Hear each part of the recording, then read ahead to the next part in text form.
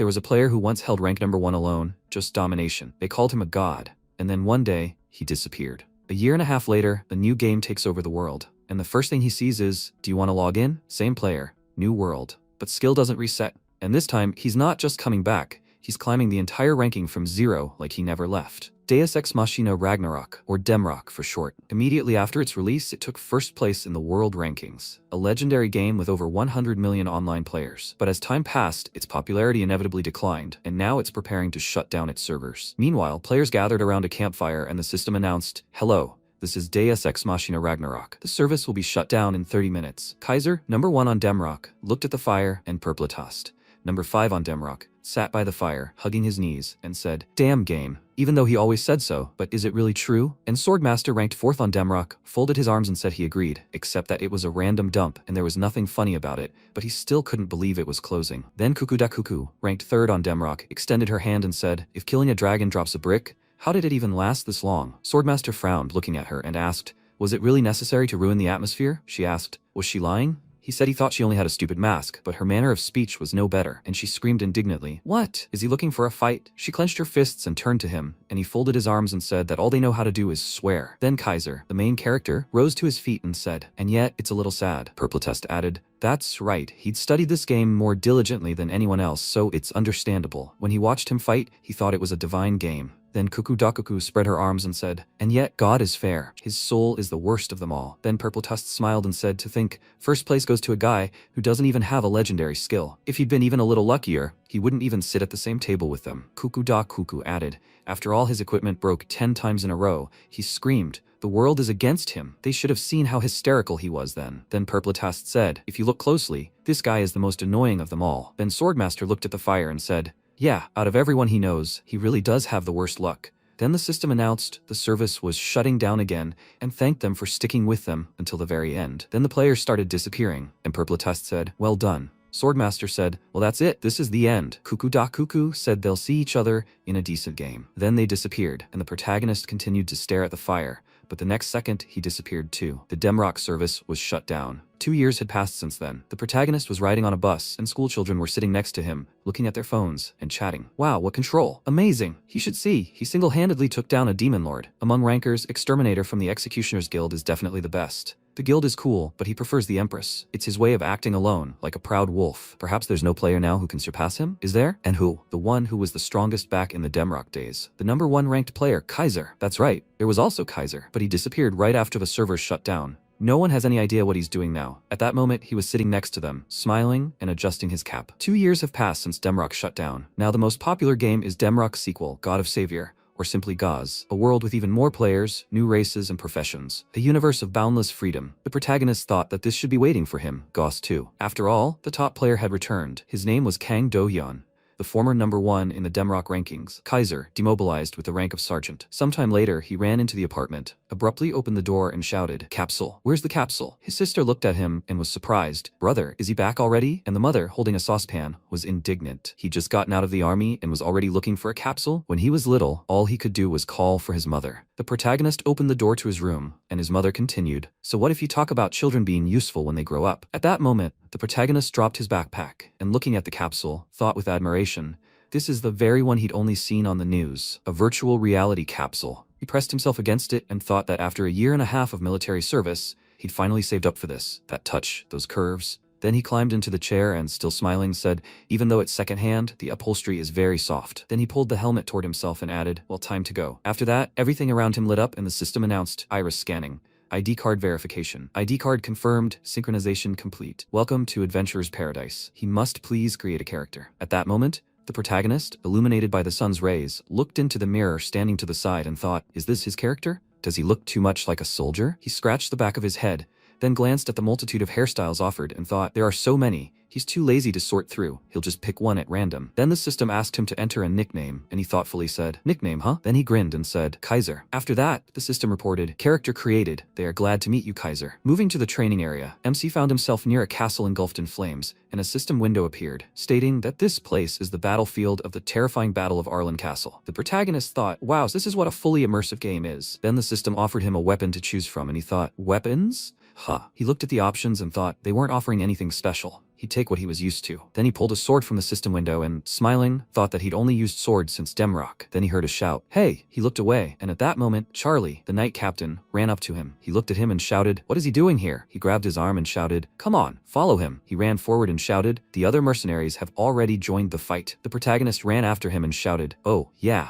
And then the system announced that he had joined a group with the knight captain, Charlie. They ran into the castle and then stopped in a corridor full of bodies. Charlie, gritting his teeth, looked around and said that they had finally teamed up with those creatures. If the rumors were true, they had made a contract with that very monster. Then he turned slightly and shouted that if they didn't hurry and stop them, he would come into this world. He opened the door slightly and, looking at the protagonist, shouted at him to hurry. They would get there faster through this entrance. Then they went inside, but arrows stuck into the ground next to them. Charlie looked ahead and several monsters armed with sharp clubs were looking at them. The knight captain said they had already reached here. First, he would break through them. But then, he looked in surprise as the protagonist resolutely ran into battle, while one of the monsters ran at him and swung its weapon. The protagonist's eyes lit up with excitement, and Charlie shouted, "Be careful." Then, the protagonist easily dodged the monster's attack. The creature looked at him indignantly, and then MC abruptly drew his weapon and attacked the monster in one lunge. Then he accelerated and ran to the next bridge and impaled it with his shoulder. The remaining two looked at him in bewilderment, while another swung his weapon and struck in front of him. But the protagonist abruptly turned to the side and then attacked the monster with a knee to the chin, knocking it back. The remaining two began loading their crossbows, but the protagonist abruptly rushed through them and, swinging his weapon, struck both. Then he stopped and, looking at the sword in his hand, thought that he was worried about not playing for so long, but it wasn't so bad. On the contrary, his body felt even lighter than before. He began hopping from foot to foot, and then Charlie approached him and said, "My God, incredible to deal with 5 monsters single-handedly." Then the system reported that the knight captain Charlie admired his skill. Knight captain Charlie's affection is increasing. He wondered, affection? Something similar had happened in Demrock, but for it to increase in just one battle, the criteria here are more lenient. Then Charlie smiled and thought, this nameless mercenary possesses such incredible power. Perhaps he is the very hero spoken of in legends. At that moment, a system window appeared, stating that Knight Captain Charlie was deeply impressed by his battle. Knight Captain Charlie's affection is increasing significantly. Knight Captain Charlie's affection has reached its maximum. He now trusts him completely. Even if he commits a crime, he will believe him if he says he was framed. Did he receive the maximum affection title from the start? Maximum affection from the start. Rank, rare. Description: a title granted to those who manage to develop NPC affection to the maximum during the tutorial. Effect: NPC affection grows faster. All stats +2. The protagonist looked at this and, smiling, thought that he was quite useful. Then Charlie smiled and said that thanks to him, everything went much easier. Then he pointed his finger at the door and added, "Now, if they eliminate that warlock inside, this war will end in their victory." The next second, flashes of energy began to spread throughout the room and destroy stone columns. Charlie, noticing this, shouted, "Oh my God, has the summoning already begun?" The next second, bat-like monsters began to crawl out of the walls. Charlie turned and shouted that he would take them on, and he must quickly go and stop the summoner. His body began to glow with a golden light. He reached for his sword and said that he was relying on it. Then he turned his gaze to him and added that he requested that the hero be accompanied by the blessing of Arlen Castle. Then he shouted loudly and charged. Looking at him, MC thought, should he enter? But in the video tutorials, Charlie always entered first. They said the plot changed depending on the player's actions. But was it really that extreme? Then he approached the door, and the system announced that only one person could enter at a time. If the player died, the seal would be broken, and all negative effects would be removed from the boss. Did he wish to enter? He thought there was a system message in the tutorial. This was a hidden element. A hidden element is a deliberately hidden mechanic in the game that is activated under certain conditions or situations, which can lead to a special reward. The system asked, did he really want to enter? He thought no reason to miss out on such a rarity. He said, yes. Then he opened the doors, and the alchemist, hiding behind a dark robe, shouted, "What's going on?" He summoned him. He must obey. But at that moment, a huge monster stood behind him, its sharp teeth covered in blood. The system reported, captured iron-blooded demon dragon. Title, legendary. Named, danger unknown. Type dragon. Stats, sealed. Description, abyssal demon dragon bearing the name of Iron Blood. Currently, all of its abilities are sealed with shackles, and its movement is limited. The protagonist looked at it in surprise and thought, legendary? Gauze borrowed a lot from Demrock. Common, rare, heroic, legendary. One of the interactions is the rank system. Ranks apply to bosses as well, but the most special among them are the named, unique monsters. A captive iron-blooded demon dragon stood before the protagonist. He thought that this was the named boss. The monster began to inhale air and then let out a loud roar, and waves of sound scattered around. The system reported hearing the roar of a captive iron-blooded demon dragon.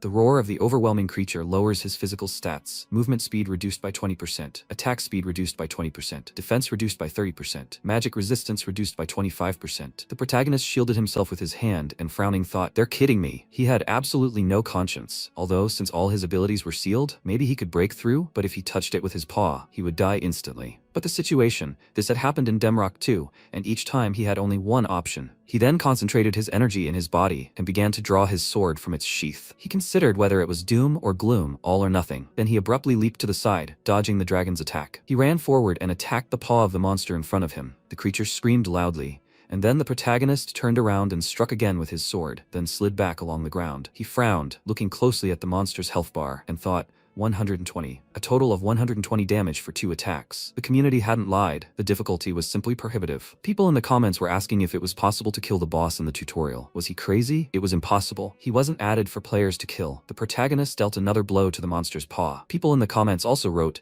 Iron-winged demon dragon or whatever it's called. It gives me goosebumps. It was truly creepy. The protagonist continued the fight. And in the comments, they also added, can't you kill the boss in the tutorial? Damage does go through him. No, you can't. Even the exterminator couldn't do it. MC then launched another attack, leaving a jagged wound on the monster's body. Users wrote that it seemed like the damage was just for realism. Wow, he actually thought to hit him. He just stood there and watched until he died. Then the monster struck with its paw, and the protagonist swung his weapon again, blocking it. Users were surprised. What's going on? Did his name change? Idleness Demon Dragon? Seriously, it changed? Can names change? Some kind of bug? There are no bugs in GAUs. The player controls an AI that is 10 times more powerful than anyone else. So what's this? Did someone kill him? Come on, really? How can a first-level character kill him? Even Exterminator couldn't handle it. And now someone did? Who is he? At that moment, MC plunged his weapon into the monster's body, and it screamed loudly, falling to the ground. The system reported that he had defeated the captive iron-winged demon dragon. He was the first person ever to kill a legendary named boss in the tutorial. He single-handedly defeated a legendary named new boss. The achievement is entered into the adventure book. He receives it as a reward. At that moment, the protagonist, struggling to breathe, clutched the hilt of his sword and thought, what a resilient creature. After that, he pulled the sword from the monster's body and thought, by the way, since he was the first, that means even those monsters couldn't defeat him. At that moment, he remembered Kukuda Kuku pointing her finger forward and shouting, hey, they're idiots. What were they even thinking when they created this? And Purpletust folded his arms over his chest and, laughing, said, what a dump, damn them. In the present, the protagonist smiled and thought, I wonder how they are doing. Then the system reported that he had received the title of First Assassin. Stats corresponding to his playstyle and achievement awaken. The Weapon Master stat has been awakened. The Hidden Dragon stat has been awakened. The Assassin stat has been awakened. The Hero stat has been awakened. The Overcoming stat has been awakened. Conditions fulfilled. The Unique stat, the Eye of Truth, has been awakened. MC looked at the system windows that appeared in surprise and thought, what the heck? Why are there so many? Usually, you can only get one stat in the tutorial. Stats are one of the special systems in GAUs. They come in a wide variety, from search and guide stats to combat-oriented stats like Swordmaster. Depending on the player's achievement, stats are assigned to higher ranks. The protagonist looked thoughtfully at the system window and thought, wow, an increase in all stats, the Swordmaster effect for any weapon, location detection, status immunity, and even a unique stat. Weapon Master, Hero, Assassin, these are all great skills, but they're not unique. While no one has them all, they're quite common individually. And what about the Eye of Truth? Unique ranked, literally a one-of-a-kind stat. It's a jackpot. 1 unique and 5 common stats. The system window in front of him said, First Killer, rank Legendary, description. A title granted to the first person to defeat a legendary named boss. Effect, Fury, deals 10% additional damage. Predator, defeating a boss on the first try increases all stats by +6. The Predator effect does not apply to bosses of the same type that have been defeated previously. All stats are increased by +10. The current bonus from the Predator effect is +6. He thought, and then there's this incredible title. It's beautiful, simply a fairy tale. Even a loser like him got such a chance. At that moment, he looked to the side, seeing the doors begin to open. Charlie looked back and, making a few sounds, walked forward. He walked into the room, extended his hand forward, and said that he definitely heard the roar of the monster. Did he kill it? MC replied something unintelligible, and Charlie was surprised, and there wasn't a single scratch on him. Who was he? The protagonist tried to respond again, but Charlie raised his hand and shouted, no, it doesn't matter who he is or where he came from. True heroes always appear in times of trouble. He placed his hand on his chest and added, his appearance in this chaotic world will be a ray of light that will bring great change, and he, Charlie, has no doubt of it. Then he knelt down and added, O hero, he asks that this humble knight become his faithful blade. The system then announced, Charlie, captain of the Knights of Arlen Castle, wishes to swear allegiance to him. If he accepts, Charlie will cease being captain of the knights and become a subordinate of the Kaiser. All privileges due to him will pass to his master. Seeing this, MC frowned and thought, what? The system informed him, however, that he was long dead, so he would not be able to receive its privileges, even if he became its master. He thought that the training recreated a past event, so it was simply a formality. Then he nodded and said, so be it. The system informed him that he had accepted Charlie's oath. In the memory of the knight captain, Charlie, he would forever remain his master. The war that went down in history as the tragedy of Arlen Castle would, in Charlie's memory, end with a worthy ending. He would find peace, looking forward to the future with him. He thought he would find peace then. The system informed him that in a moment he would be transported to Pantheon. Energy began to spread around, and then the protagonist turned, noticing a portal forming. Then Charlie called to him and asked where they would go now. He looked away and thought about where now. He smiled and said, to where they are needed. The world is in turmoil now. Charlie said, go where they're needed. The system said, teleport activated. Teleport to Pantheon in 5 seconds. 5, 4. Charlie then held out the pendant and said, sir, he asks that he accept this. The system said, 3, 2. The protagonist took it in his hand and asked, what is it? The system said, he received it. After that, Charlie lit up and smiling said that he thanked him, sir. The system said, teleport to Pantheon. Welcome to Pantheon. Here he will choose a god and determine his future path. May the grace of God be with him. The protagonist looked around and thought, so this is Pantheon. Instead of the noble name Pantheon, this place is more often called a card lottery, a place in Gauze that has made countless players laugh and cry. Here the summoning of the gods unfolds. One can serve only one god, and the choice of deity determines one's class. In Gauze, everything is divided into ranks, and the gods also have their own hierarchy. There are the gods of lore, the hero gods, and the gods of myth. The gods of lore are those who brought divinity to existence through stories passed down orally. The hero gods are people who were once called heroes and who ascended to the pantheon, becoming gods. And finally, the gods of myth are those who created entire mythologies. These include Zeus from Greco-Roman myths or Odin from Norse mythology. Naturally, the further down the list, the higher the rank. Then the system announced that each card contained the power of different gods. He must choose the god he wishes to serve. The protagonist looked at the system windows that appeared and thought about how many there were. He was unlucky anyway, so he shouldn't be greedy. Then he was surprised, looked to the side, and noticed a glow. He wondered why that card was gold. Then the system announced that the Eye of Truth had been activated. He thought, see through the hidden. This was simply an incredible ability. If it was true, then from now on, he would be able to choose the right card in any lottery. He remembered how Cuckoo had shouted. Why was he so unlucky? She felt so sorry for him. And Swordmaster had said he had everything but luck. MC thought he had always just joked around, but how bitter it was in his heart. However, now, with this power, he could once again climb to the top of the ranks. He sighed happily, and placing his hand on his chest, thought calmly, of course he would choose the gold card. Then he took it in his hand, and the system announced that he had drawn the god of myths, the one-armed sword god Tyr. Did he wish to choose this god? He smiled and thought, the god of myths? With that, the next second, system windows appeared, saying, the apostle vessel is not formed. He cannot become the apostle of Tyr. Please, he has to choose the card again. He was surprised. What does this mean? He can't become an apostle. And the system reported, Tyr is extremely puzzled by the unexpected situation. He thought the vessel was not formed. He had never even heard of such an outcome. Wait, a vessel? Normal players lose to a dragon demon, after which a goddess appears and grants them a revelation. But he killed it, and the goddess never appeared. Does this mean that the whole problem is that he did not receive the goddess's revelation? Then a system window appeared in front of him, which said Player, Kaiser, Level 1, Class, Adventurer, Titles, 2, Maximum Affection from the very beginning, the first killer. He thought, no, there's nothing in the class column where Apostle should be. To hell with it. What should he do now? In that case, the card is useless. They'll tell him there's no vessel anyway. He knelt down and thought, how long had he waited for this moment? What should he do? He put his hand to his head and thought, if he deletes the character and creates a new one, he'll have to wait a whole 60 days. Then he looked ahead in surprise and noticing a bright card, thought, red? He reached out to it and thought, what? He's never heard of a red-ranked card. And the system announced he'd chosen a hidden card. He chose Cassiar, the forgotten last adventurer. The adventurer's vessel is ready. He became the Apostle of Cassiar. He thought, right, this is hidden content. The system reported that he had changed his class to Last Adventurer and had gained class skills. Class, Last Adventurer. Description. Humanity was originally adventurers. They were the masters of Avtartel, the strongest of all, possessing power capable of threatening even the gods. Until, overnight, everything collapsed. Overnight, humanity fell, and he was the last adventurer. At that moment, energy gathered in his body, and a system window appeared, stating a unique ability. An adventurer is one who strives for freedom. As masters and friends of Avtartel, they possess explosive potential. The effect allows the use of skills without class limitations. He thought, wow, without class limitations, he could use any skills. With this, he would be able to choose only the most useful skills and create the perfect requirements. In any case, thanks to the Eye of Truth, he is guaranteed to be able to obtain the necessary skills. And if you add the stat of Weapon Master to this, he would be an absolute player without any weaknesses. The system reported that the class change was complete, teleporting to Avtartel in a few seconds. 5, 4, 3, 2, 1. The protagonist thought it was worth trying to climb back to the top. A few seconds later, he teleported to Avtartel. The city had begun. Players were chatting around, and the summoning was a complete mess. Oh well, he shouldn't be upset. Gauze had plenty to do. And besides, combat classes. And then the scouts came forward. Officially, they recruit new members to the guilds. But in reality, the players treat them like annoying street barkers. One of them put his hand to his head and said that they needed to find at least someone this month. The boss would be nagging him again. His comrade looked away and told him to look at that guy. He replied, he's just a walking disaster. He seemed completely lost. They should get out of here. These kinds of things are useless. At that moment, A system window appeared in front of the protagonist, saying, "Necklace of Blood and Oaths. A necklace sealed with the blood of the Arlen Castle Knight Captain Charlie, belongs only to its master and cannot be transferred. Rank, Heroic, no level limit, relationship limit, Master Charlie, special properties, defense and magic resistance increase with experience, unlocks at level 35. MC thought, wow, a heroic rank item, and its properties are simply unreal. How sweet. Too sweet. Then a notification appeared before him. A goblin cleanup quest. He thought, goblin cleanup? The system window said goblin cleanup. Rank, normal. Description, quest from an experienced Arlen hunter named Dante. Kill goblins with 0 out of 40. Reward, 80 silver and experience. Risk of failure, Dante's favor may decrease. Time limit, 24 hours. Players around looked at the system windows that appeared and said, hunting quest. Wow, lucky. At that moment, Hunter Dante climbed up onto the hill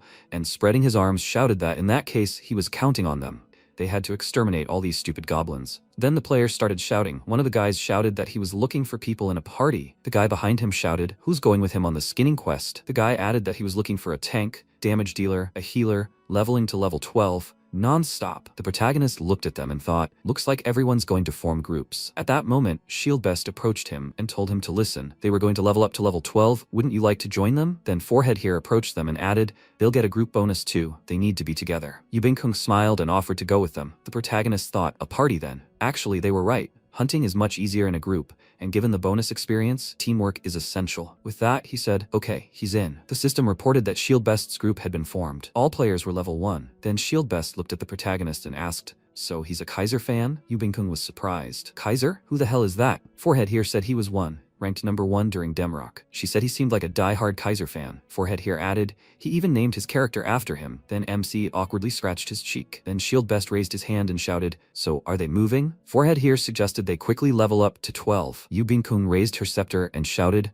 forward. The protagonist supported them. After a while, the system reported that Shieldbest had cast a control effect on the Green Goblin. At that moment, he attacked the monsters with his shield, and the system reported that the Green Goblin was stunned for 1 second. He turned around and shouted, stunned! Everyone attack! Forehead, here, fired an arrow and shouted for him to take it in the forehead. Yubinkung aimed a magic arrow at the monsters. The system reported that the Green Goblin had been defeated. The remaining 2 goblins screamed loudly and then charged. They attacked Shieldbest, but he held up a shield. Forehead here and Yubinkung called out to him in alarm, and he turned and shouted for them to kill him quickly. Then Forehead here shouted for him to wait. Yubinkung said she was still on cooldown, but at that moment, the protagonist kicked off the ground and, suddenly charging, defeated one of the goblins. The system reported that the Green Goblin had been defeated. The others watched in amazement, and then the protagonist leaped into action again and defeated another Green Goblin, and then another. Forehead here clenched his fist and shouted, Kaiser! Yubinkung added, he's the best. Then the protagonist sheathed his sword, and Shieldbest approached him with a smile, saying, excellent work, and he's good. At this rate, they'll be easy. Before he could finish, he added fearfully, Kaiser, behind you! The protagonists turned around, and behind them stood a multitude of green goblins. Shieldbest turned and shouted that they couldn't handle this, that they needed to run. But at that moment, the protagonist charged,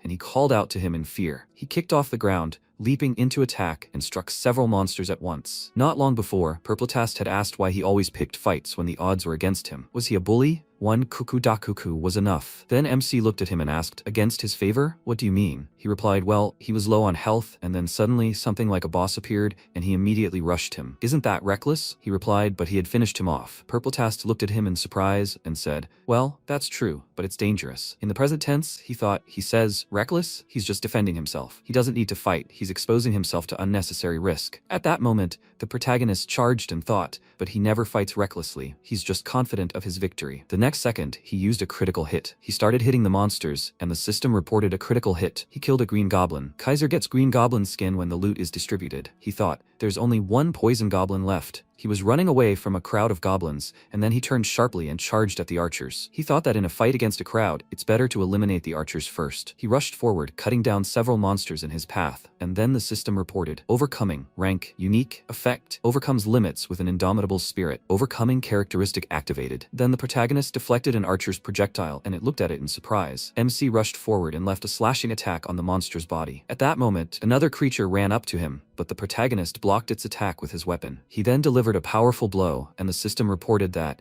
thanks to the Weapon Master characteristic effect, the use restriction had been lifted. Thanks to the Adventurer effect, he had access to the basic dagger skill, Vulnerable Strike. He thought, wow. He twirled the sword in his hand and then plunged the weapon into the monster's head. The system reported that he had used the Vulnerable Strike skill. He deflected the Vulnerable Strike, inflicting critical damage. At that moment, another goblin attacked him from the side, but the protagonist countered, throwing his club aside. The system reported that, thanks to the Weapon Master stat effect, the usage restriction had been lifted. Thanks to the Adventurer stat effect, he had access to the basic blunt weapon skill, Swing. MC charged again and stabbed one of the monsters in the chin. He left it there, then grabbed the club and struck, applying force. The system reported that he had used the Swing skill, and his blunt weapon mastery had increased. His blunt weapon mastery had reached level 2. His dagger mastery had increased. His dagger mastery had reached level 2. His sword mastery had increased. His sword mastery had reached level 3. The protagonist looked at the monster's body and thought, that's pretty cool. He thought he could just learn skills without restrictions, but to be able to use them right away, that's way more than he expected. At that moment, Shieldbest looked at him, perplexed. He thought,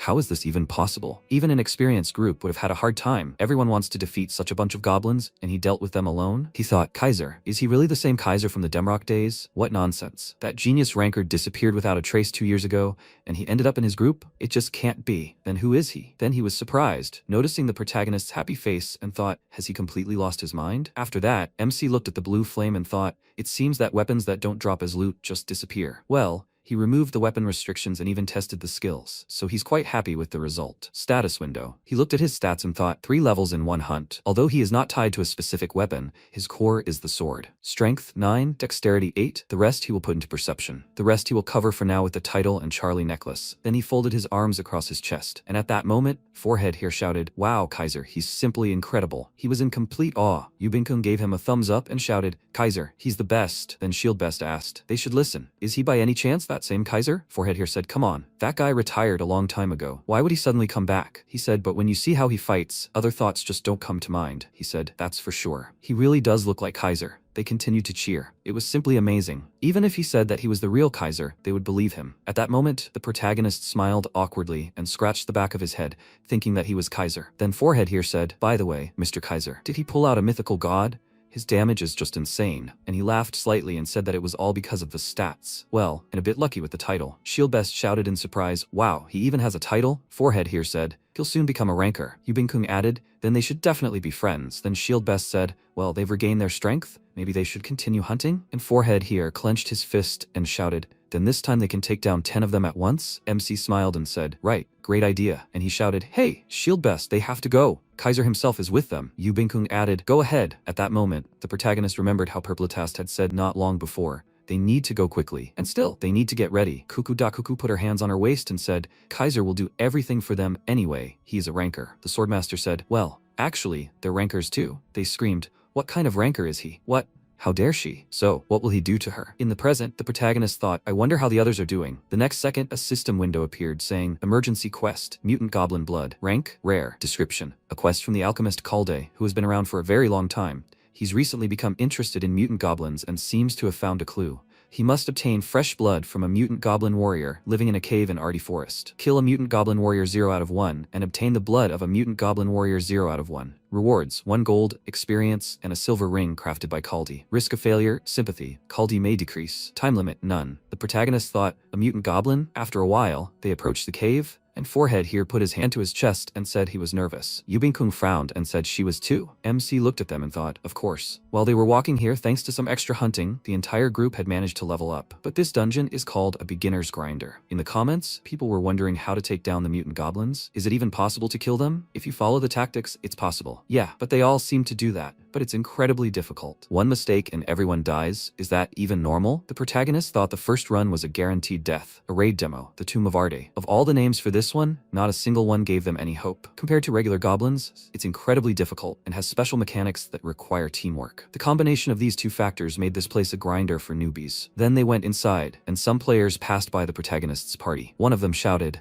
damn it, are they kidding me? Is this even possible to complete? His friend added, they should at least make it possible for solo playthroughs, because every mistake a teammate makes you want to punch someone. Yubinkun looked at them and said, it looks like it's going to be really hard. Shieldbest said, difficult or not, they should be able to handle it. If they don't complete this, they'll have no business in future raids. The protagonist thought that was a good observation. Even experienced employees are more likely to be hired than newbies. It's the same in games. Also, users wrote in the comments, is it absolutely necessary to kill the Goblin Warrior? Without him, neither the guild nor the party will accept him properly. Can't you just say you killed him? Players wrote, doesn't he know that everything is written down in the adventure book? He's an infuriating idiot. He should just delete the game. He has the IQ of a goblin, seriously. The protagonist thought such tricks wouldn't work in GO's, the adventure book. Quests, materials, discovering new regions, and defeating bosses. Everything the player does in GO's is recorded in the adventure book. Maybe later, when they've accumulated dozens of bonuses, this won't be so important, but now, to get into a group to fight the bosses in the next city, you'll naturally have to beat them all.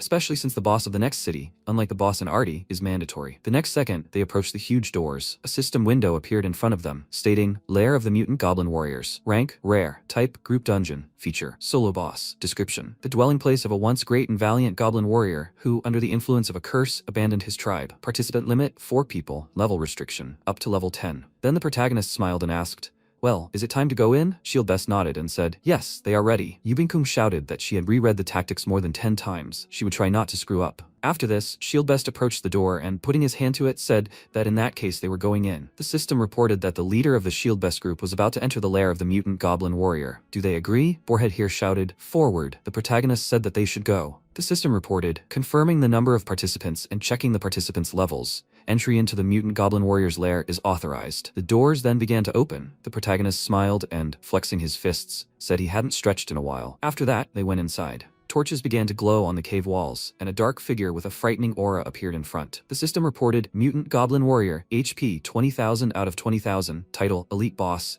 type Goblin, stats, Warrior, Mutant, Body Strengthening. Description, he was the greatest warrior in the tribe, but due to a curse, his skin changed color. He lost his mind and was exiled. Then the monster slung his weapon over his shoulder and screamed loudly, and Shieldbest cried out in fear. So that's what he's like, an elite boss? Yubinkung asked. Is this really just a game? The protagonist frowned and shouted, coming. The monster leaped straight at them, and Shieldbest stepped forward, gritting his teeth and thinking that no matter how tough Kaiser was, he couldn't cover the 3 of them forever. At least he had to give it his all. The monster began to approach them and he shouted, everyone scatter. Everyone jumped in different directions, and Shieldbest, still holding his shield in front of him, thought, first phase, dash! He sharply dodged to the side, avoiding the monster's attack. This caused the mutant goblin warrior to crash into the wall, and the system reported that the mutant goblin warrior was stunned for 2 seconds. Shieldbest shouted, now! Forehead here fired an arrow, and Yubinkun added a magical strike. The attacks hit the monster precisely, and then Shieldbest and the boss's gazes locked. The monster then swung its enormous sword and struck, but Shieldbest concentrated its energy and blocked with its shield. The system reported, defense stat activated. If allies are behind him, his defense, health, and stamina increase. He shouted, aggro. MC then flew forward and dealt a few blows to the monster. Afterward, a magic projectile flew at the boss, and Shieldbest, smiling, thought, okay, everything's going according to plan. If this continues, they'll easily pass the first phase. Then Forehead here shouted, Shieldbest, phase change soon. He wondered what he was talking about. The phase change occurs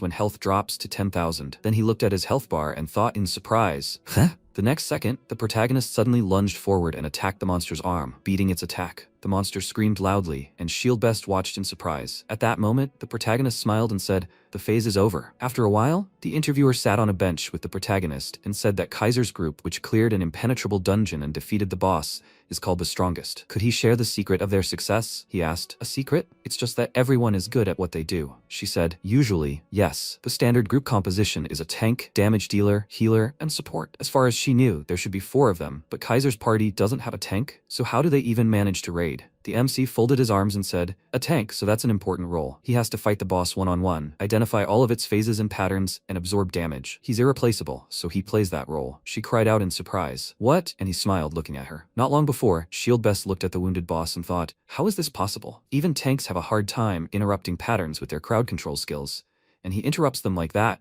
without using any crowd control effects? And a damage dealer does this. Then the monster swung his huge weapon, and the protagonist dodged to the side and thought, big deal, such a pattern. Then he delivered several slashing attacks and Forehead here shouted, wow, they should see. He hits the pressure points right away. Yubinkung shouted, wow. He added, damn, he interrupted the pattern again. At that moment, Shieldbest looked at the boss's health in surprise and noticed that his health had dropped to 20%. The second phase will begin now. Then he turned around and shouted, everyone prepare for the next phase. Forehead here shouted, acknowledged. After that, the system reported that the mutant goblin warrior's health had dropped below 20%. The mutant goblin warrior is activating a characteristic. The warrior characteristic has been activated. The monster stood up, and energy exploded in all directions. The system reported that all of the mutant goblin warrior's stats had been increased, and he was entering a frenzy. The mutant stat had been activated. The protagonist thought, well, it's happening. The mutant stat, unlike regular stats, grants each boss unique abilities. Among these, the stat received by the mutant goblin warrior was a rule, a popular counting rhyme. The system reported that dealing physical damage 4 or more times in a row would debuff the entire party. Dealing magical damage 3 or more times in a row would return all damage to the attackers. The monster then screamed loudly, and the system added that due to the warrior stat's frenzy effect,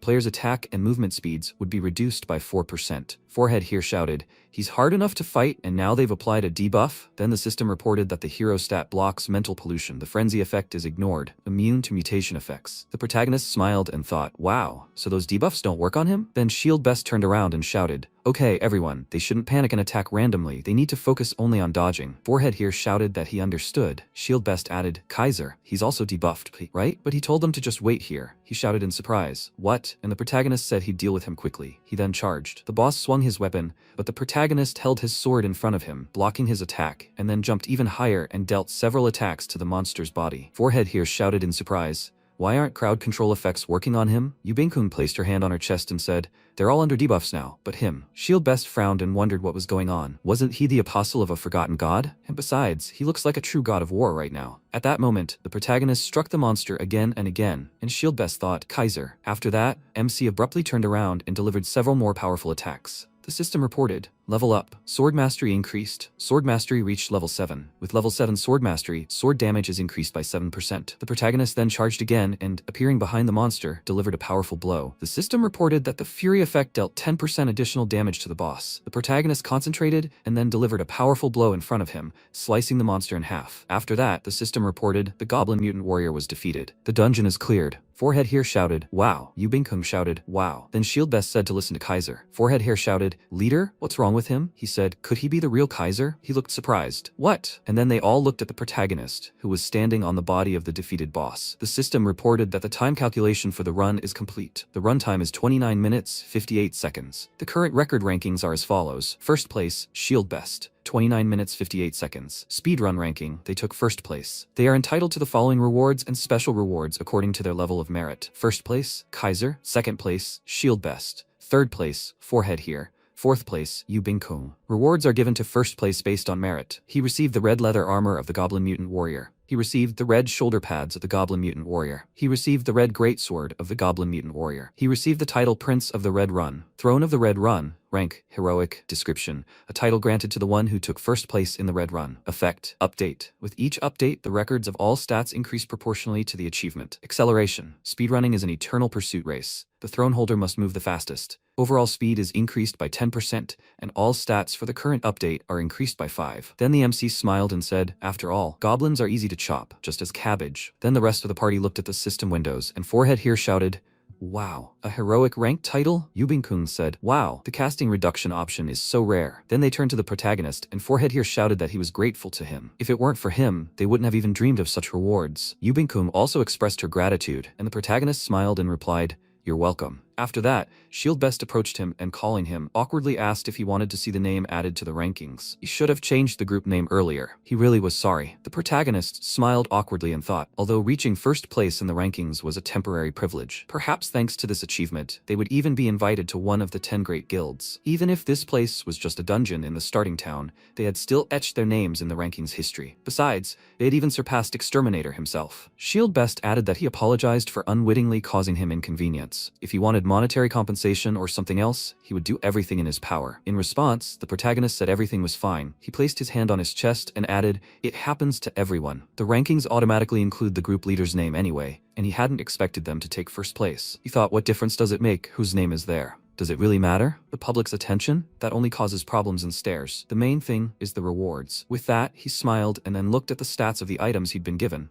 He thought it was the so-called warrior set, ranked from rare to rare plus. These were the best items you could get at this point. He had gotten things like that, so he couldn't complain. Then he grinned wildly and put his hand to his head. Shield Best asked worriedly, "Are you sure you're okay?" He looked ahead, then smiled and replied, "Yes, everything's fine, so there's no need to apologize so much." Forehead here shouted that he was grateful to him, Kaiser. He would be loyal to him to the grave. Yu Bingkung added, "Kaiser is the best." Shield Best thought he was simply on another level. Then the system announced that the dungeon session would end in a moment. A portal opened next to them and Shieldbest said, "Forehead here." He looked at him in surprise. He said, to be honest, when he read the laudatory posts about Kaiser, he thought people were exaggerating. But now he understood everything. So this is what he is, the forgotten Kaiser. Then MC turned around and asked, "Are they not going back?" Shieldbest shouted, "They have to go." After that, they all went through the portal. Sometime later, in the slums of Arde, they entered an establishment, and Forehead here said, "Oh, it's completely different here during the day." Yubing-kun spoke, just like magic. How could everything change so much? The protagonist looked to the side. Alchemist Kalde was sitting there. He shouted,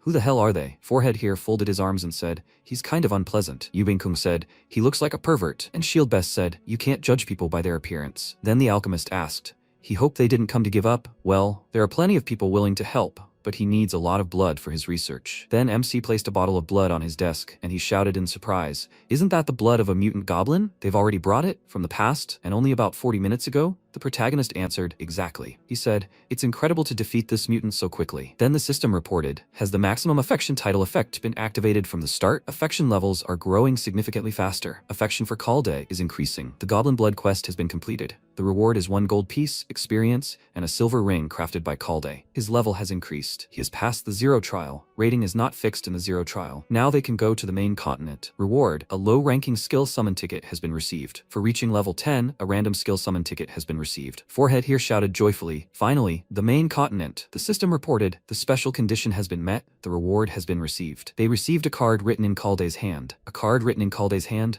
rank rare plus. Description written in Kalde's hand. MC looked at it and thought, a special reward? Well, that could be dealt with later. Something else was important now. The moment he had been waiting for most after Pantheon. The next second, several cards flew up in front of him, and he thought, compared to Pantheon, it didn't look so impressive. The system reported that the Eye of Truth had been activated. He thought, apparently, since it was a low-ranking ticket, there was nothing special about it. The system reported that he had received the skill Dash and Sweep. Dash and Sweep, rank normal. Restrictions. Class Swordsman. Description. Allows you to dash in the chosen direction, simultaneously striking with a sword. Effect. Deals damage equal to 105% of attack power. The dash distance depends on the speed of movement. The higher the attack speed, the faster the skill activates. Cooldown, 10 seconds. He thought, dash and sweep, not bad. He'd used this often back in Demrock. However, that wasn't the most important thing now. A ticket that could drop anything, from common to legendary. The system asked if he should use the random skill summon ticket. Session time limit exceeded. Forced logout in 5 seconds. He thought in surprise, what? Session time limit. Systems designed to ensure that players immersed in the incredibly realistic world of Gauze wouldn't forget about time, die of exhaustion,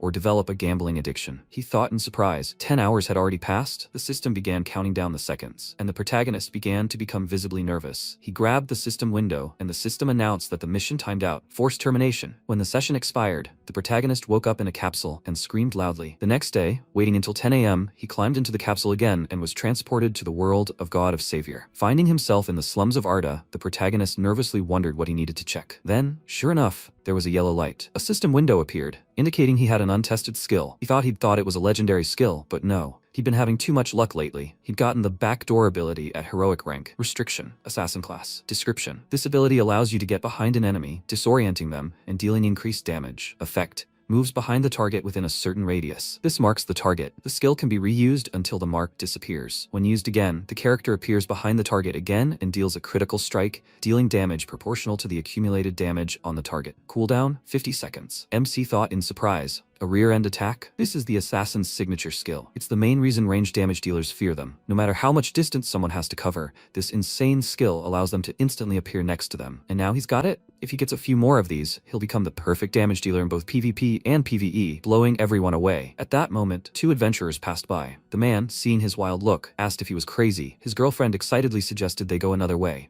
After that, they quickly ran off. MC looked at them in bewilderment, opened the system window and smiled, thinking that he'd gotten a skill. Now it's time to try on his clothes. With such a good thing, he wouldn't look like a loser anymore. Dressed in new clothes, he smiled and thought it was time to head to the main continent. A system window appeared, informing him that in a moment he would be teleported to Raven, the first city on the main continent. Once teleported to the main continent, it would be impossible to return to Arda. Approaching the portal, the protagonist reflected on how yesterday he had simply left without even saying goodbye. He had gotten used to them, and he felt sorry. Well, if it was fate, they would meet again. After that, he teleported to the main continent. Emerging from the portal in the city, the protagonist reflected on how all the players who had completed their training in Arda, full of bright hopes, were setting foot on the main continent for the first time. Unlike Arda, where servers are divided by country, Here, everyone gathers together and forms groups. And the first point on this journey was Raven, the very first city. At that moment, warriors entered the city and shouted that the Knights of Raven had returned from their mission. A system window appeared, notifying him that he had arrived on the main continent. Previously blocked systems are now accessible. Newbie bonuses have been cancelled. The arena, duels, workshops, and other features are now available. Raven is the city where his true adventure begins. Let him enjoy the new horizons of the main continent. Advice: if he becomes the victim of a crime in Raven, report it to a guard immediately. MC paused in surprise. It's true they say the real game begins on the mainland. Suddenly, a beer vendor called out to him and told him to stop by for a taste of their famous ash beer. The pride of Raven, that red outfit suited him perfectly. The other vendors joined in, offering refreshments. The protagonist thought he now understood why people forgot about hunting and simply strolled around town. Okay, he needs to get ready. Fun can wait. Well, time to hunt. After a while, he reached the Raven Plains and began fighting goblins. In his new attire, the protagonist gained the effects of the warrior set. 3 items. Applies the intimidation effect to goblins. Against goblins, it deals 7% additional damage and increases all stats by 2. He smiled and thought that there were no better items against goblins. A system window appeared, notifying that the warrior set's effect inflicts the intimidation status on the enemy. The red goblin was terrified, and the blue goblin's morale was broken. MC used the dash and slash skill and instantly defeated the frightened goblins. A system window appeared, notifying that the warrior set's effect inflicts additional damage. The red goblin was defeated, and so was the blue goblin. The attack power of the red two-handed sword was increased. The protagonist thought, he's really enjoying this. He already had high stats, and now he gets 7% extra damage, not to mention a weapon that can be upgraded in battle. He's so happy. The quests were progressing slowly. Just a little more and he'd level up. Suddenly, he sensed another person's presence. Turning around, the protagonist noticed the person's appearance and thought, this is a warrior set. There's no prey more delicious than a crowd of noobs. The adventurer tried to attack him, but instead struck his enormous sword. The MC, with an incredible aura, asked, what the hell? The guy nervously jumped back and asked, why are they standing there? At that moment, other adventurers appeared and began attacking him with bows. The protagonist began deflecting each arrow with his sword. Suddenly, another adventurer with an axe attacked him, but he deftly parried the attack and counterattacked with lightning speed. The guy, horrified, thought, this can't be happening. He's a noob.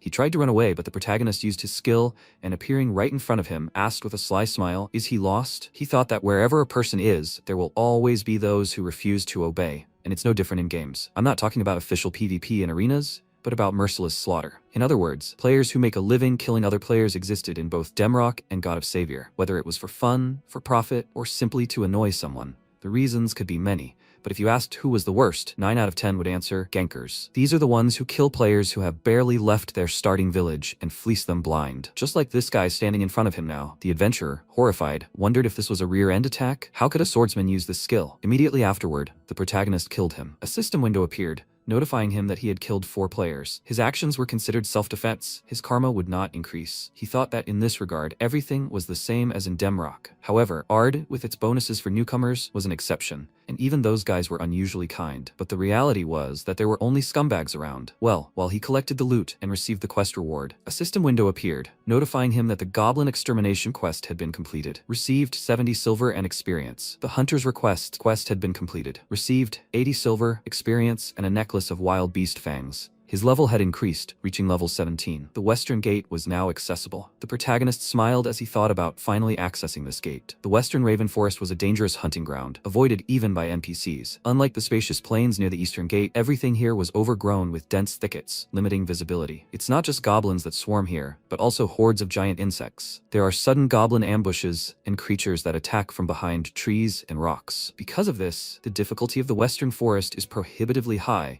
leading to the unspoken rule of this place, a minimum of 3 people in a group. That's why there are always crowds of people in front of the Western Gate. After some time, many adventurers were looking for a group in front of the Western Gate of Raven. One of them remarked that all they needed was a healer. Where were they all? Another guy replied that healers are always in short supply. Playing with them is boring, and leveling them up is pure torture. Another teammate called out to him, and, pointing his finger at the main character, said, another madman has appeared. There are upstarts like that everywhere. He noted that even top players mostly come here to party. What was he even hoping for? The protagonist, hearing this, merely chuckled. He then entered a dense grove and began slaying forest goblins. One of the monsters attempted to attack him from behind, but MC deftly leaped back and delivered a powerful kick then finished him off with his sword. Suddenly, another goblin began shooting at him with a bow. He deflected the arrows, then threw his sword with lightning speed and struck the enemy. A system window appeared, notifying him that the warrior set effect had been deactivated. At that moment, another crowd of goblins surrounded him. The protagonist summoned his axe and thought that against such opponents, he didn't even need the set. Another system window appeared, stating that the adventurer effect enabled basic weapon skills. The rear entrance skill was used. He quickly appeared behind the goblin and used the basic downward slash skill. After this, the goblins began attacking him at once, but the protagonist struck down several opponents with a single swing, and then began finishing off the rest, contemplating how well the axe felt in his hand. After some time, he destroyed all the monsters and thought the goblin quest was over. Suddenly, a huge centipede appeared behind him. MC leaped powerfully and delivered a powerful sword strike. After falling, the monster immediately began attacking him. He parried the attack, picked up the axe, and declared that not only was it ugly, but it was also too mouthy. The protagonist swiftly severed several of the monster's fangs, then delivered the finishing blow and destroyed it. System windows appeared, notifying him that he had killed the giant forest centipede. His sword mastery had increased to level 10. His level had increased. He opened the status window and, seeing his stats, thought he had already leveled up too. Although it was challenging, he was leveling up quite quickly. He'd already completed most of the quests, and now there was only one normal plus quest left at the western gate. A system window appeared, stating that the last quest was called The Lost Pendant. Rank, Normal Plus. Description: a request from a girl named Camilla, whose favorite pendant was stolen by a cat. He needs to find the pendant beyond the western gate for her. Reward: 1 gold, experience, and a small gift from Camilla. Risk of failure: Emily's affection may decrease. He thought that the quest wasn't particularly difficult. The location was already known, so all he had to do was go and get it. After a while, a large crowd of adventurers had gathered at the western gate itself. MC looked at the tree and wondered if this pendant would respawn at that very tree. At least the line wasn't that long. If there were more people, he would have had to wait forever. Suddenly, one of the adventurers shouted out if they'd heard that noob killer was being hunted. Another guy asked, "That bastard nicknamed Assassin? Serves him right for bragging." Another adventurer asked, "I heard he was talking about Kaiser?" MC was surprised, wondering why his name had even come up. The guy replied that it was unlikely to be true, he was just some fan. The adventurer exclaimed that people were talking nonsense about a swordsman using assassin skills. That was pure nonsense. He chuckled and asked if anyone would actually believe that. The protagonist thought he'd have to lay low for a while. A swordsman using assassin skills and with 6 stats to boot? Guilds wouldn't let that slide. Some would try to lure him away, of course, but most would just want to get rid of the threat, especially when the top guilds are full of demrockers. If you can't get it, you destroy it. That's just their style. After some time, the protagonist retrieved the pendant, after which a system window appeared, notifying him that he had received the lost pendant. He should return the pendant to Camille. He thought it was too soon. After some time, the protagonist returned to Raven and gave the item to the girl. She happily thanked him and said that if it weren't for him, she never would have found it. A system window appeared, notifying him that the lost pendant quest had been completed. The reward was 1 gold, experience, and a small gift from Camille. His level had increased. He had reached level 20 and received a pendant for a random skill. The girl handed him the box and remarked that it was her favorite thing, but he was so kind, so she was giving it to him. She gave him a small gift with a description stating that Camille had a hobby of collecting unusual things. This was her most prized treasure, a random box. No one knew what was inside. MC thanked her and told her not to lose it again. The girl became even happier and thanked him. A system window appeared, stating that the maximum affection from the start title effect had been activated. Affection levels were growing significantly faster. Camille's affection had increased significantly. He began to leave, wondering if it was because she was a child. Affection had grown very quickly, so now it was time for him to take on the next quest. A system window appeared, stating that the new quest was dungeon clearing. Rank, rare. Description: Irina, who had always feared the western forest more than anyone else, is worried that leaving the dungeon unguarded for too long will increase the monster's strength. Reward: 10 gold, experience, 1 low skill coupon. Risk of failure: Irina might be disappointed. Time limit: 48 hours. MC thought that since they were even giving a coupon, such a quest was too good to pass up. Regarding the dungeons beyond the western gate, there were 2 main ones: the Goblin Chieftain's Dwelling and the Anthole. If he wanted to assemble a warrior set, it would be better to go to the goblins, but the problem was that both of these dungeons required a group. It was still too early for him to show off his unique abilities. After some time, he came to the Goblin Chieftain's Dwelling, where many adventurers were gathered. People were still recruiting various roles, and some were advertising weapon repair and buying junk. MC was surprised to think that even crafters had gathered there. At that moment, one of the adventurers approached another and announced that he was a rogue. He replied with displeasure that they didn't accept bandits, so he should have some conscience. Another guy exclaimed that if they all shared the desire to defeat the Goblin Chieftain, wouldn't they succeed? The adventurer replied no, the main thing was that he wasn't in the group. The other warriors began to invite the female mage to join their party. The protagonist, watching this, thought that everyone was only looking for mages. Well, in God of Savior, everything depends on the boss's stats, so class inequality is the norm. In this dungeon, a mage is king and god. The problem is, even a swordsman is useless here. Suddenly, one of the adventurers called out to him and asked if he wasn't already in the group. Would he like to join them? The protagonist asked if he knew he was a swordsman. The guy agreed and added that they were high levels. They were just here for the quest, so it didn't matter. He wondered if something was wrong. Maybe he should play along? The MC smiled and said that if they didn't mind, he'd be happy to. The adventurer sent him an invitation to join the team. He looked at the nicknames of his new allies and wondered if these people recognized him. A little earlier, one of the adventurers in this party had asked if it was him, right?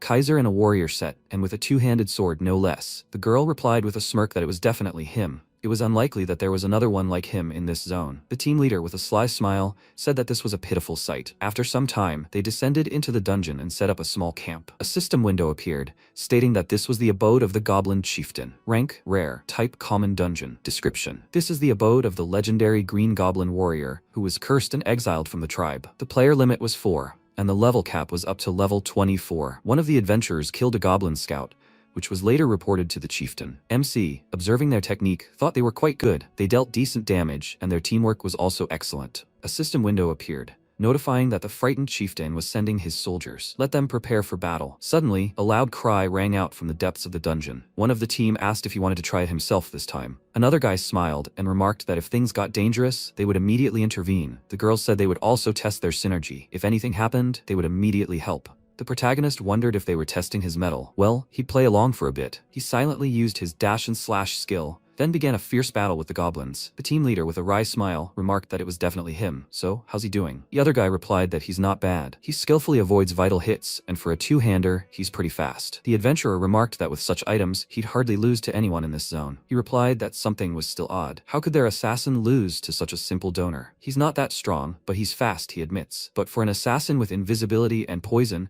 one of the best classes for PvP, to lose to him, and 3 against 1 at that? A girl approached them and said, "What difference does it make? What's there to think about? Their goal is just to finish him off." The team leader said it was time for them to finish him off and wash their hands of him. Let them watch their faces. They were still playing by the same old rules. After that, he approached the main character and, with a smile, said that he really was awesome. Another adventurer remarked that they joined just in case, but looked like he could handle them all on his own. The protagonist replied with a smile, "No, they're all excellent fighters too." He called out to his ally and asked how he'd managed to find such a pro. The guy replied that it was all just his trained eye. The MC wondered if they'd abandoned their teammate alone in the thick of battle, and were being so brazen after such a dirty trick. They could abandon him at any moment, and if he died, they'd probably take his things. The squad leader said he thought they'd rested enough. Then shouldn't they move on? The whole team supported his decision. He thought he'd find a moment and quietly kill him. After that, they set off and began fighting goblins. At one point, a girl tried to attack the protagonist from behind, but a goblin attacked him, causing the magical attack to land on the monster. The squad leader whispered that she should aim properly. She replied that she was definitely aiming for him, but the goblin suddenly jumped out. Another guy asked if maybe the recoil was high. MC thought he'd even given them his back, and they were still missing. He'd have to wait a little longer. After a while, they arrived at the boss's room. A system window appeared, notifying them that the Goblin Chieftain had detected intruders. Elite red goblin soldiers were trying to stop the intruders. Huge elite soldiers, holding the title of elite monsters, came straight towards them. The team leader exclaimed, "Let Kaiser hold off these soldiers for now." When he turned to look, he discovered that Kaiser was gone. Another adventurer nervously exclaimed that he'd figured it out. The girl called out to them and warned them of the danger. At that moment, the elite goblin had already struck. The boy blocked the blow at the last moment and shouted that he'd hold him back, and that they should attack him faster. The girl was about to use a skill when a huge boulder, dropped by the Goblin Chieftain, fell from the ceiling near her. A system window appeared, stating the monster's title was Rare Dungeon Boss, and its type was Goblin. Its attributes were Cowardice, Selfish Defense, Vengeance. Its description was a goblin who inherited the blood of the greatest goblin warrior of antiquity. However, this blood had now been severely diluted, making it unable to hide its cowardly nature and even neglecting its weight. The adventurer excitedly exclaimed that they would distract him for now, and in the meantime, he suddenly noticed the protagonist. He approached them with a sly smile and asked, "So, are they friends of that assassin?" The girl, horrified,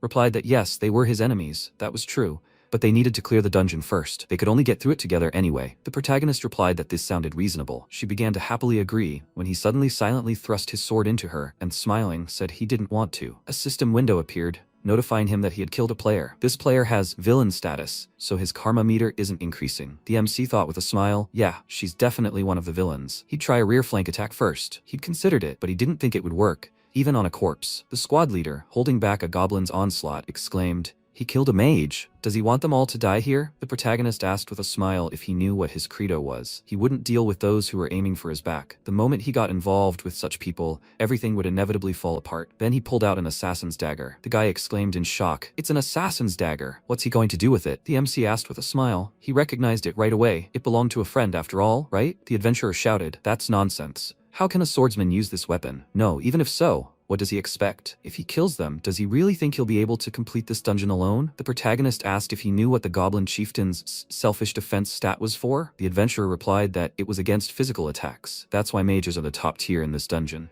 And he, a worthless wretch, couldn't do anything with just a dagger. The MC asked with a smile what he thought the status effect was. The guy exclaimed in confusion. He was going to kill the boss with a regular weapon, bleed? He replied that if it were regular bleed, it would be possible. The protagonist made a lightning-fast dash and delivered a small blow with the dagger. System windows appeared, notifying him that the difference in stats was overwhelming. The assassin's dagger effect had been activated. The enemy's sense stat was high, bleed was activated. The bleeding status effect was applied. Afterward, both the guy and the goblin fell. Another system window appeared, stating that due to the overwhelming difference in stats, damage was significantly increased. His health dropped below 50%. He, bleeding out, was shocked to think there was such a huge difference. His level was higher. What were they even talking about? No matter how cool his gear, he was level 24 and he was only 20. How huge was the difference to cause such bleeding? MC thought he couldn't understand it. It was the bleeding skill that dropped from the level 20 coupon. He himself was surprised that the effects stacked. In God of Savior, as in the days of Demrock, status effects from the same class usually don't stack. But who could have known that a psychopath like him would appear,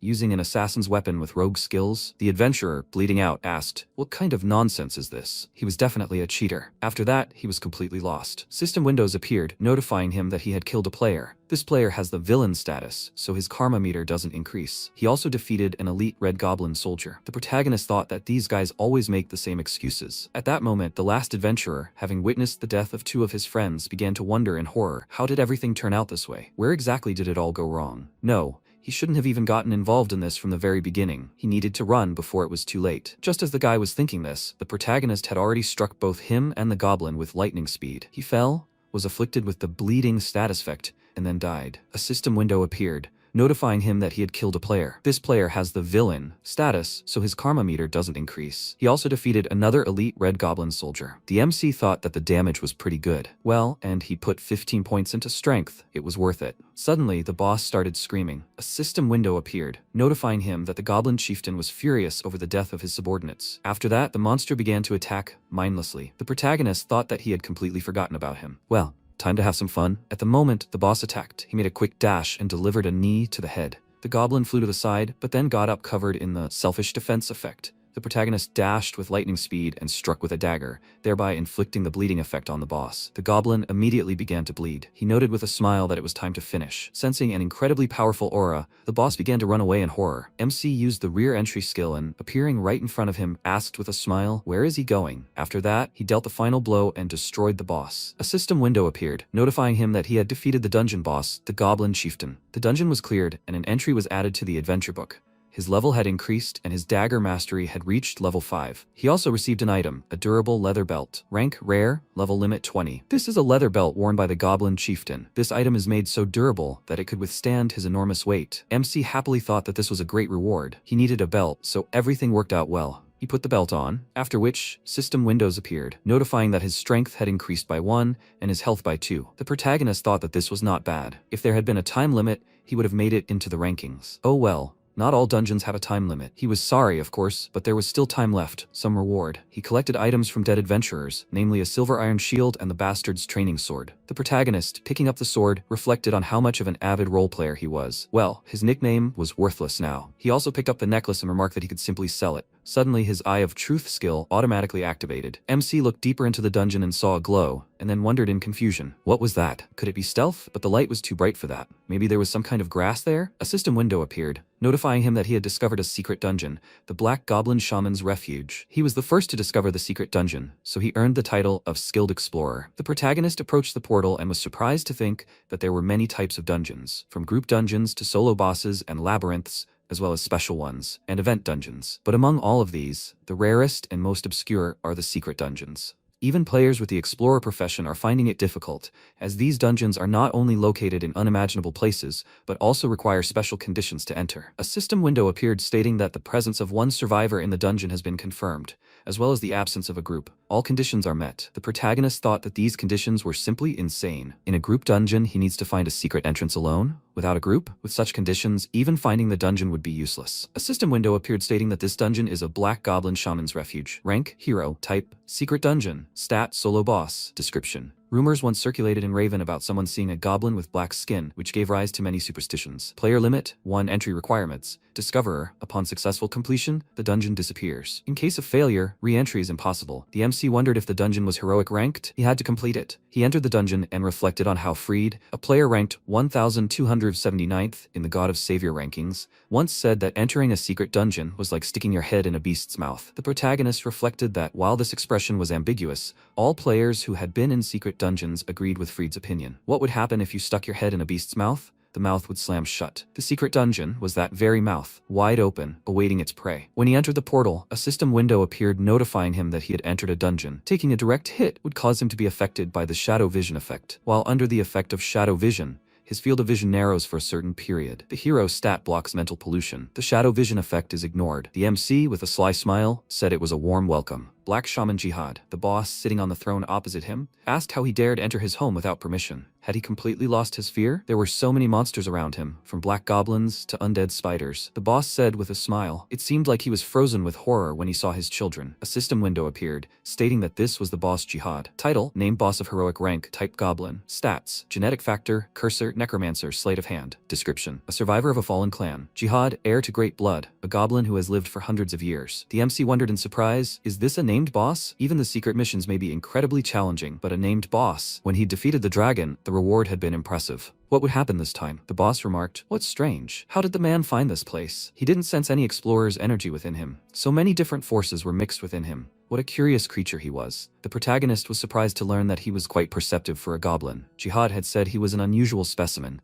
But once he'd set foot here, there was no escape. He then directed his subordinates to attack. The protagonist asked with a smile, isn't he even tense? Then he'd remind him, when fighting a melee, a ranged opponent must always be on guard. He used the attack on the rear skill and instantly appeared behind the enemy. The boss excitedly began using the corpse control skill to drive him away. Releasing one spirit, he used the corpse explosion ability, creating a magical explosion. To the goblin's surprise, the protagonist instantly shifted position and stabbed him with his dagger, triggering the bleeding status effect. Jihad, shocked, exclaimed, when did he do it in time? MC asked with a smile if he was surprised. He told him he needed to be on guard. The goblin furiously began attacking him with corpses and exclaimed that they would see how long he could last. He began deftly dodging each attack and wondered what he was seeing, where he was aiming, where he was going to strike, and what he was planning. After an unsuccessful attack, Jihad used the ultimate necromant technique, Great Corpse Explosion, which created a powerful explosion. Afterward, he smiled and said that since he had regained flesh, it was time to stretch. He had hastened his own death. The protagonist approached him with lightning speed and, striking him with his fist,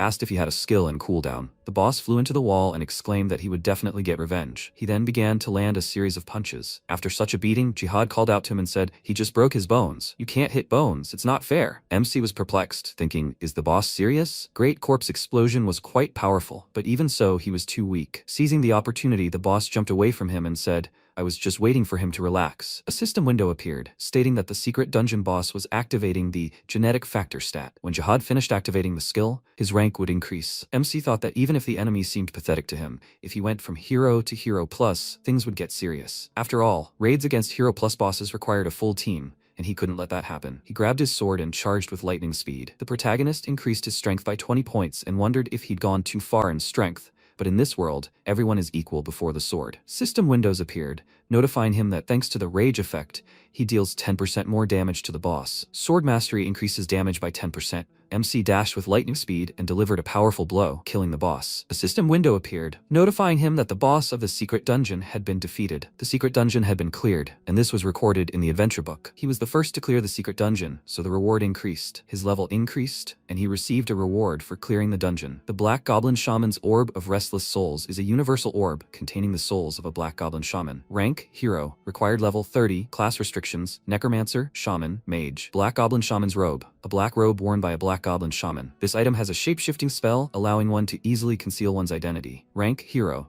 Required level 30, no restrictions. Special effect, putting on the hood activates shapeshifting mode. MC happily said that, as expected from the heroic rank, the rewards are simply insane. He didn't expect to receive both an orb and equipment. The effects are a bit unique, but they certainly won't be unnecessary. He also discovered that he had received the trace of a forgotten clan item of unknown rank. The protagonist noted that unidentified items in Demrock looked similar. Well, he'll figure that out someday. He also received an unidentified card. He was surprised to learn that God of Savior placed a special emphasis on cards. Not just skill sets and enchantments, even bosses added to the adventure book. They were all saved as cards. The protagonist said that since it was a monster card, it must be for enchantments or something similar. He opened the card and got a Jihad card, rank Hero. Description: this is a card that contains the soul of a black goblin shaman. MC was shocked, wondering if he'd gotten a guardian. As the name suggests, it's a creature that protects its master's will. A fire mage's salamander or an alchemist's golem are typical examples of guardians. He said that wasn't bad, of course, but unless it was a divine beast like the dragon or tiger that old man was carrying around, guardians usually just gobble up money and don't do any good. MC summoned the guardian, and a small, level 1 Jihad appeared next to him. Upon seeing him, the goblin exclaimed in horror, "Why is he here?" He wondered in disbelief. What is this misunderstanding? His guard? They usually have a cool appearance and incredible strength, but he got a goblin who does nothing but whine about his fate. What kind of stats does he even have? Cowardice before the strong. An opportunist? A system window appeared, notifying him that the guard's loyalty was critically low. Because of the Jihad stat with low loyalty, he could stab you in the back. MC thought this was bullying. Judging by his behavior, he couldn't let this go. He started approaching him, and the goblin fearfully asked, "What does this man want?" He nervously exclaimed, "What is he calling his master a man?" His attitude is completely unacceptable. He's getting hit every second. It's time to start the process of discipline. After this, the protagonist began beating his guard, which caused his loyalty to increase. Sometime later, already in the real world, he emerged from the capsule, went to the kitchen, and asked if there was anything to eat. His sister replied that she hadn't left him anything. MC nervously thought he'd never seen her again. He sat down on the couch next to her and asked where her mother was. The girl replied that she was at a meeting. The protagonist asked what she was watching. The sister replied that she was watching God of Savior. He exclaimed in surprise, "She plays that too." She remarked that everyone was playing it these days. She was already level 71. The protagonist was very surprised and asked if she had been playing for that long since she was that level. The sister replied that she had been playing for about 6 months. Her friend had promised to help her level up,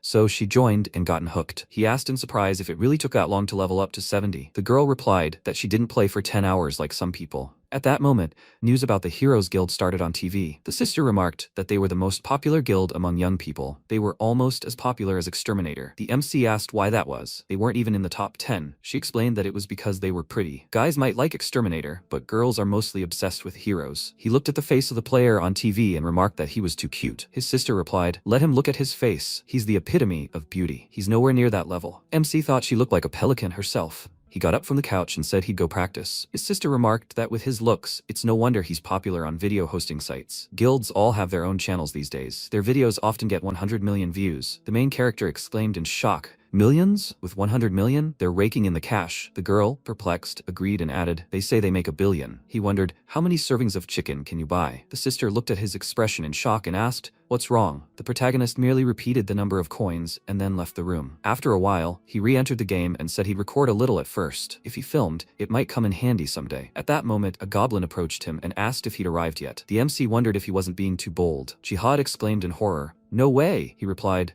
"Fine, let him call him whatever he likes, and let him put on the robe. He can't wear it yet anyway, and it wouldn't hurt to have something to wear." A system window appeared, notifying him that his loyalty had decreased by 2. The goblin, with a sly smile, said that since the owner had given him clothes, he was now free. The protagonist furiously asked, "What did he just say?" The goblin thanked him fearfully and replied that everything was fine. A system window appeared, notifying him that his loyalty had increased by 2. He thought it was as if this loyalty was tied to an elastic band. Jihad put on his robe and asked where they were going now. MC replied with a smile that they were going to level up. After some time, they arrived in the forest and began killing monsters, goblins and spiders. The goblin, looking at the corpses of his kin, thought how unfortunate they were. How could they have fallen into the clutches of this demon? The protagonist called him over and instructed him to put the dislodged items aside and then turn the corpses into undead. Jihad agreed and began to carry out his orders. A system window appeared, stating that the Guardian had successfully transformed the Forest Red Goblin into undead. After doing this with 3 corpses, he reported that everything was ready. He could actually create an entire army, but that was his limit right now. MC was surprised to think that this would be very useful in the future,